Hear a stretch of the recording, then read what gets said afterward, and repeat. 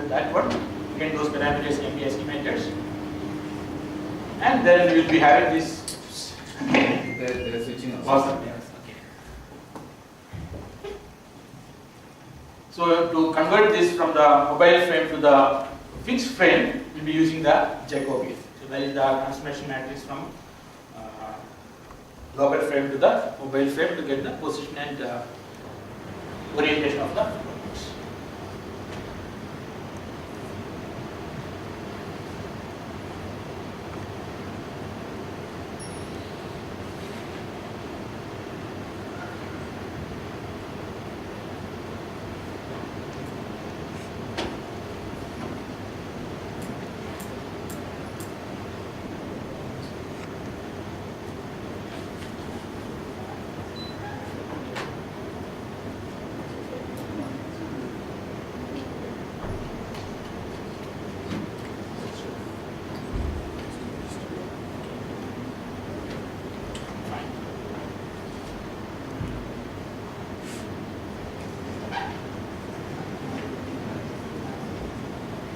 Okay, so this is the kinematic transformation matrix or the Jacobian matrix that can be used for getting the velocities in terms of in the global frame from the mobile frame. So V is with respect to the mobile frame and eta dot to the joint global frame. So in terms of eta dot, you will be getting this equation. So you can actually transfer this equation and this usage. So that is the basic model that we need to use. Just for the case study, what we are used, this will be the rigid body inertia matrix M and Ix, Iy, the inertias, and these are the coupling terms, and the added mass will be there. Actually, they are defined as like x u dot, x v dot, etc. So in the direction of u dot, will be having an additional mass. In the direction of v dot, will be having additional like that. And this either need to be estimated from the geometry, or we need to do experiment with the model and then get these parameters. Otherwise, you won't be able to estimate it. And most of the time, we will try to make it symmetric and ensure that only the diagonal terms are there, other terms are zeros. Similarly, we will get the rigid body Coriolis and the added mass Coriolis using these terms. So you can see we have the zeros, and only few things are weighted. Depending on the shape of the robot, you will be having these parameters estimated. And this G, that is the restoring vector. So W is the weight of the robot and V is the buoyancy. If they are equal, we will see that this will be 0. There will not be any forces in x, y, z directions. But depending on the position of xg, yg and zg, that is the center of gravity and center of buoyancy, if they are at the same point, then this also will be 0. If they are not at the same point, there will be a moment acting on because of the W and V. That is to be taken into account. So that is the G eta. And this will be the transformation matrix which transform the velocity from the body frame to the inertial frame. And as it's a function of eta, that is it's a function of the joint, the angular position of the robot, sine theta, that is the roll pitch here. So it's a function of roll pitch here. So depending on the pose of the robot, you will get a J, and that J is to be used to convert the velocities to global frame. So once you know all this, you can actually do the modeling. Okay, so this is basically how do you actually convert the equation into a simulation block. So you can see these are the thruster modules which actually give the thruster and control plane which will generate the control forces. Okay, we need to have a model for that, and then that actually becomes the tau. So you can write this previous equation as v dot is equal to m minus tau minus c plus t plus g, and that is what we are doing here. This is the tau, and then this is the c, d and g. That is the Coriolis and damping forces or drag forces and the restoring factor, and the inverse of m inverse. You do the acceleration here, and then you get the velocity, and you multiply with Jacobian, you get the position with respect to the global frame. And as we know, the restoring effect is a function of eta, so you will be calculating the restoring forces, you will be calculating the damping forces using the velocity, Coriolis forces using the velocity. So once you have this, your model is ready. You can actually simulate this and then find out the performance for various control inputs of thrust, the operative inputs of thrust model and control model. It's a pure dynamic model of the robots. And once you have this, you can actually do a lot of experiments to find out the performance of the robots.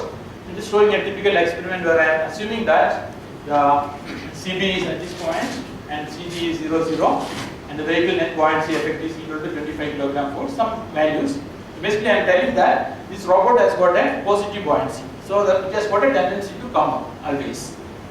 Now, I am assuming that for this robot, I am actually keeping at a particular depth, and then assuming that one of the thrusters failed. So I told you that there are two thrusters at the back side, and these two thrusters I am assuming that one is not working and only one is working, and I am keeping at a particular depth of 20 meters this robot. I want to know what should be the direction in which the robot is trying to come up. So what way the robot will be coming up, or what will be the dynamic behavior of the robot under that situation.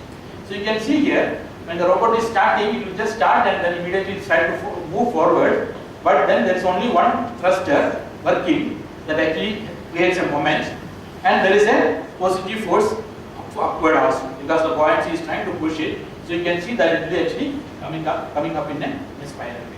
This is just to show how the model can be used for studying the performance of the robot. So the first thing we want to do before designing any control or navigation system, we try to understand the basic dynamics of one robot. Then you try to design the controllers to have close to performance of the system. So this is the next step where you try to control the autopilot. So when we say that it's a not autonomous system, we call it as autopilot because piloted automatically. That's why autopilot design. That is that in industry they call it as autopilot. Okay, so this is the basic structure of an autopilot system what you need. So you will be having a mission control, which will be the system computer or the mission control computer. Mission computer will be having a mission control. Basically, it will tell what is the robot supposed to do and where it has to go, what it has to do. All those things will be given as into the mission control. So that will be programmed into the mission control. And there will be basic information about the dynamics and all those things will be available. And there will be the navigation system. Navigation system is the one which actually get all the data from the robots and pass it to the mission control. So the navigation system will take all the information and pass it to the mission control. And then you have this vehicle guidance and control. This will be taking the information from the navigation, taking the information from the mission control, what the robot has to do. It will check whether it is the guidance is following, whether the robot is following the path or not. It will guided by the guidance, and then the vehicle control will check what is to be done, and then will be passed to the information will be passed to the actuator control. So the set points basically will tell. So what should be the speed of the thruster, what should be the control plane angle. These are the two things which can be controlled in the robots. Nothing more than that. The robot needs to be controlled by the control plane or the thrusters. So that information will be coming from the vehicle guidance and control. So the control will tell what should be the speed at which it should be run, what should be the angle at which the control plane should be maintained, and the controller will just try to maintain do this, and the robot will keep moving. Then all the other things will be there, like vehicle safety, ocean sensors, communication, etc. So this is the basic structure of the autopilot system, and you can implement it by this for the particular different robot. You can see. So this will be the guidance system, the control system, and the navigation system. Navigation system is purely sensors. Take the information and pass it to the guidance algorithm and the control algorithms. So you have the control algorithm built into the system to decide actuation and other things. For a given speed of the robot, what should be the thruster to be, what should be the thruster speed and other things will be decided by the control algorithms. So the guidance algorithm will take this information and report the waypoints, and then this will be using the sonar and other sensors to check the guidance, whether any obstacles are there in the path. Those things will be checked by this, and there will be an algorithm which will tell how to overcome the obstacles and other things, and that information will be passed to the control algorithm, and control algorithm will decide what should be the way in which this navigation system to be activated. Like I told you there are 5 thrusters, 3 vertical thrusters, and 2 horizontal thrusters and 3 vertical thrusters. So that will be decided how to do this, how to control planes and this. So this is the way how you implement the guidance, control, and navigation system for the unit. Of course, all these sensors will choose the correct sensors and see what is the requirement and what kind of sensor fusion to be done. All those things will be decided in the navigation algorithm itself. So that will not be separately done. Okay, so if you go for an autopilot, like in the ROV system, it will be like this. From the pilot, it will be the joystick, and all this information will be given here, and you will be having a feedback. You will not be having any particular feedback because it's only a ROV mode. So it's an open loop autopilot system. Just for just show the progression, I am just showing this. So pilot will be giving an information to the joystick, you move forward or sideways, and that will be given to the thruster, and thruster will give the control forces. Thruster and control planes will give the control forces. The system will give that, and then the internal feedback for the internal dynamic model will be there, which actually calculate the speed at which it is moving. So if you convert this into a closed loop feedback or the full autonomous operation, it will be a mission control will be giving the desired pose of the robot, that is the eta desired. The position XYZ and the orientation, roll pitch and yaw will be given here, desired positions, and the guidance navigation control algorithm what I showed you earlier, the GNC, which includes the guidance navigation and control algorithms, will decide what should be the thruster forces to be generated.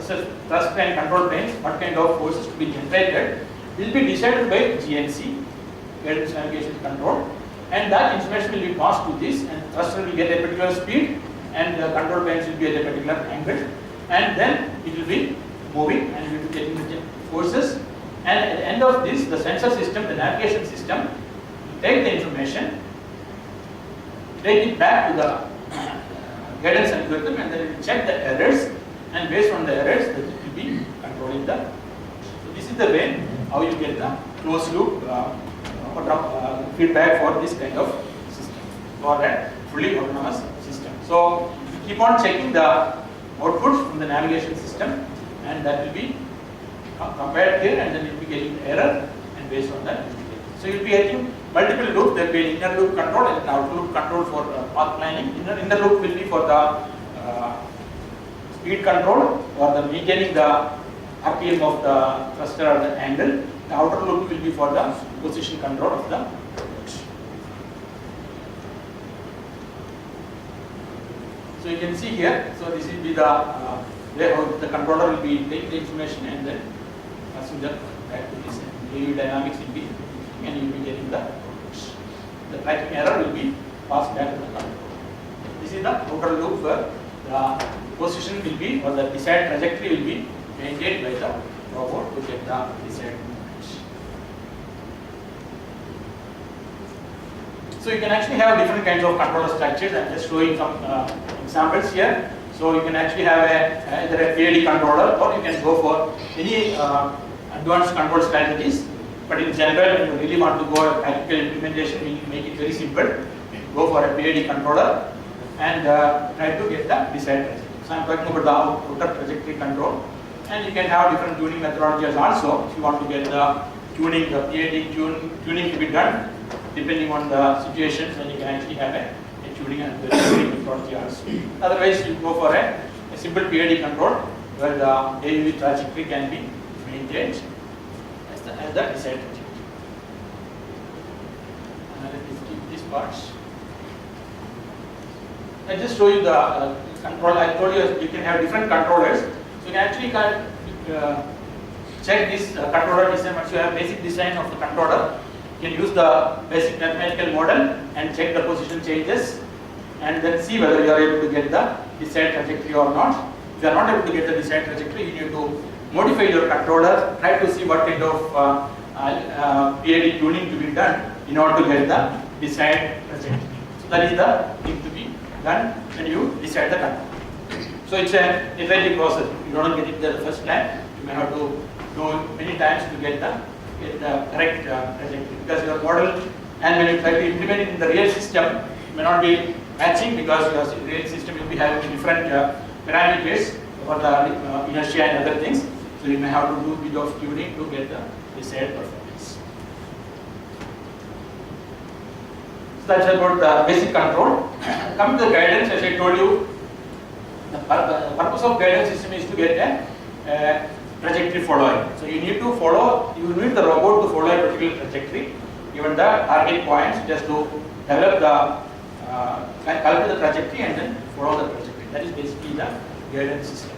So can we have a path following or a trajectory following? So most of the time we will try to have a trajectory following, where the time and temporal information is provided, and it includes the waypoint guidance, obstacle avoidance also, and other things like minimum time navigation, fuel optimization, are depending on the requirement. But in general, what we need to have is a waypoint guidance and obstacle avoidance. These are the two things which you need to ensure the robot is able to follow the waypoints.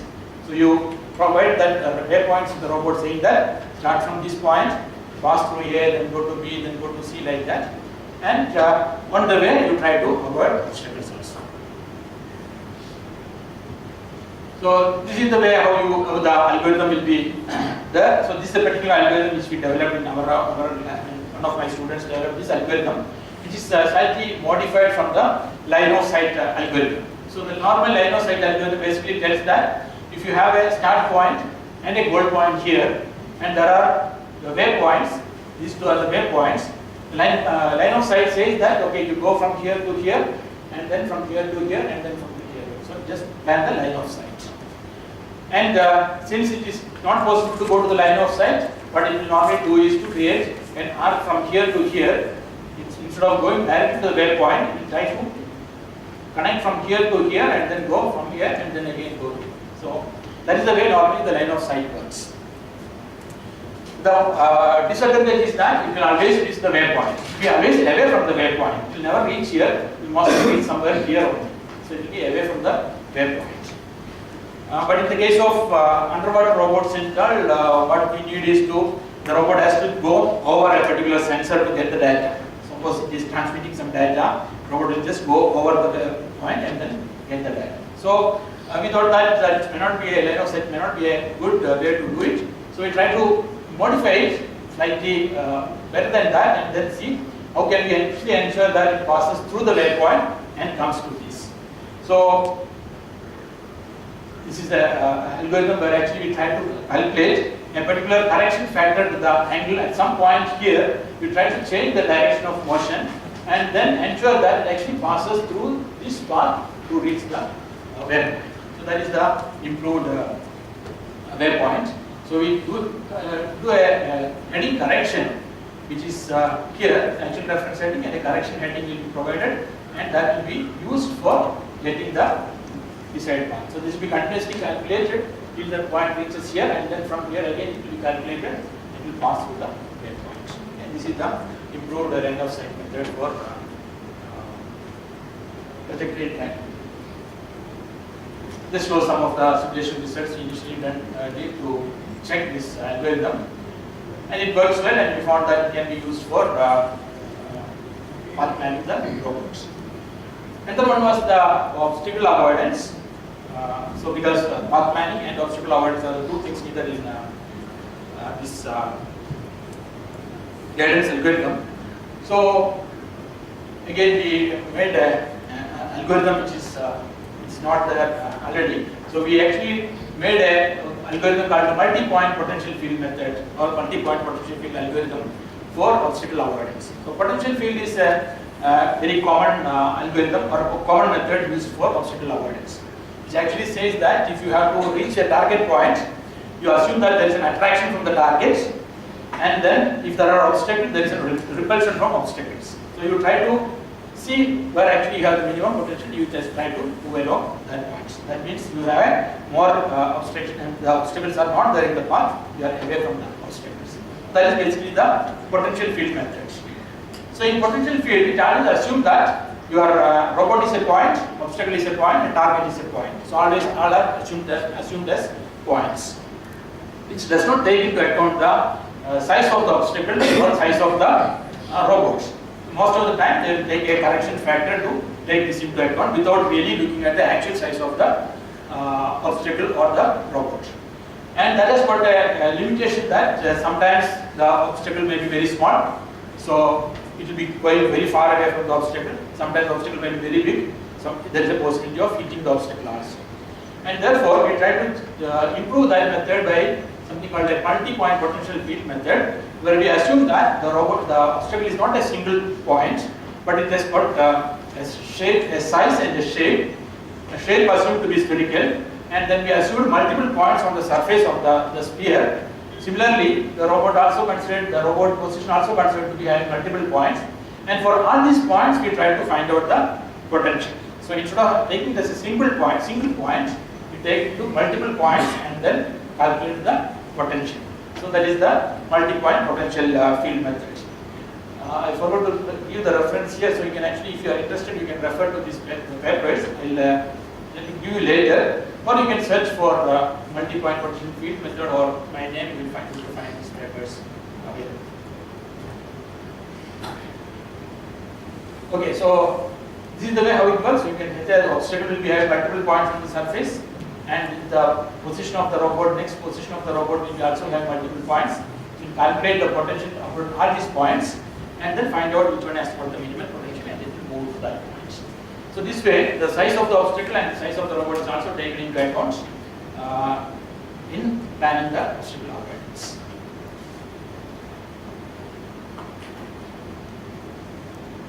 Let us show some of the results. So you can actually see we have considered multiple obstacles with different sizes, and the path from start point to the goal point.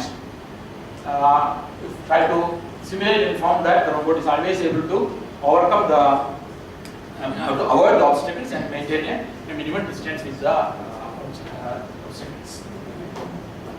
These are various speeds, so we consider the dynamics of the robot also, and even consider the moving obstacles without really looking at the actual velocity. We try to see the position of the robot, varying position of the obstacles, and then did the simulation and found that the robot is able to avoid the obstacles under various situations, varying speeds, varying sizes, and varying movements of the obstacle also.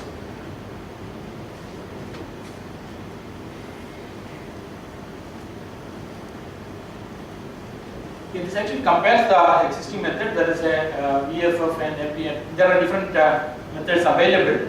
Okay, multi-point, non-efficient potential field, and other methods are available. We compared with this and found that the method actually works better than the existing methods, and found that the distance traveled is also comparable and better than the existing method. So we found that is a good way to implement the obstacle algorithms. Okay, once we have this controller design and guidance design, we wanted to check the performance of these algorithms before we take it into the water. Because if you take it to the water, it's very difficult to change and very costly to do experiments. So what we did, we actually developed a hardware-in-loop simulation setup, which is more of a real-time controller testing setup. The D-Space controller boards, DS1104, and these were used for testing this control algorithm. So we can actually convert all these algorithms and actually put all these algorithms into the control boards, and then we can have the sensors. All the sensors, whatever is available, can be integrated into the system. So all the sensor information, even the controller, thrusters can be connected to the system. So, but only thing that the robot will not be there. The robot will not be there, but the robot will be in the soft mode. The robot, the control, the forces, the drag forces and other forces, buoyancy force, all those will be modeled in soft form, and rest will be in the hardware. So that's what basically we call the hardware into. Before we go into the water, we want to an in-between step between the simulation and the experiment. And that was actually tested using this setup, D-Space controller, and real hardware was used. And we tested the performance, and we found that algorithm, whatever we developed, really works, and we are able to get the output from the thrusters depending on what actually we predicted using simulation. Because simulation, only simulation model or the soft model will give you some outputs for thrusters for a particular condition.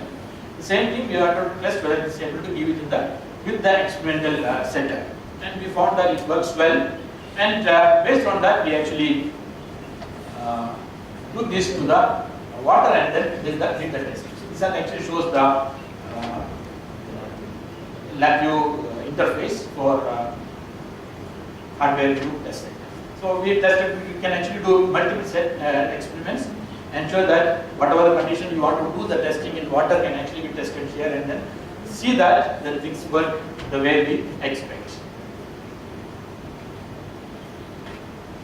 Okay, so once this is done, this was an intermediate step. So for the first trial, so this robot had all the control algorithms and navigation and other things built into the system. So it was more of an integration test to check whether the expected movement of performance of the robot can be achieved for a straight line motion without any other thing. We tested it, and of course there were many issues which we needed to sort out. So this was done in the experimental facility at Visakhapatnam. And once we checked, you can see actually these control planes were not really responding. They were actually having some oscillations. This was mainly because of the sensor noise, which was actually giving some input to the control plane to change angle. And later on, we added filters and then tried to remove those noises. Then we could get actually the straight motion. And this kind of issues will be always there when we try to go to the real experimental modes. Okay, so after this, we did many more improvements in the design and the controller design as well as the guidance design.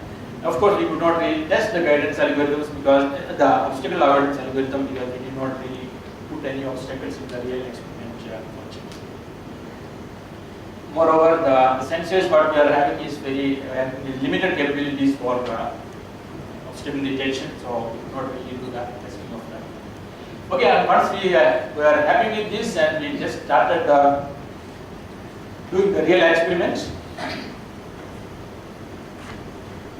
So this is the final, not the final, for the first sea trial of the real robots. So this is the first prototype. So you can see the control planes over here, and there are thrusters, 3 thrusters, vertical thrusters. You won't be able to see. Actually, this one thruster is here, and there are 2 other thrusters, also vertical thrusters. And this is being deployed from the ship. Just we have to go to the away from the shore and then deploy the robots. And it was the first sea trial, and therefore it was only a simple dive down, go for some distance and come up. That was only command given to the robots. So you can see the thrusters will be now activated, and then it will start moving inside water, and after that you won't be able to see it. Now it will dive deep into the water.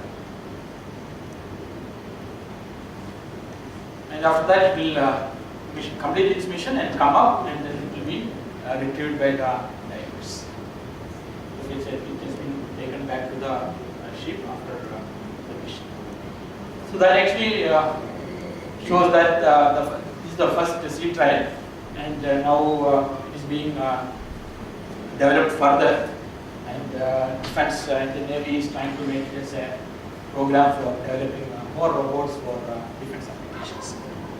Okay, so with that, let me stop. I have a few more slides, but I thought I will stop here and have some time for discussions.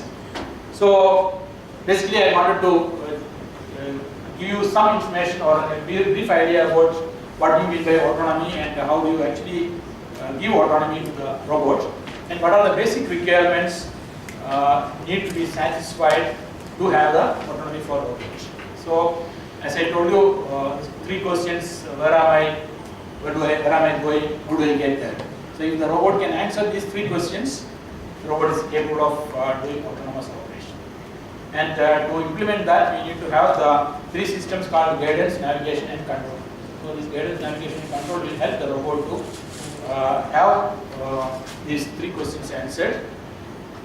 And of course there are challenges, there are sensor uncertainties, variations in the desired performance parameters, all those things that will really affect the performance, but still we'll be able to implement it and then get the desired performance for the robot. So that's all for this lecture. If you have any questions, I'll be happy to answer.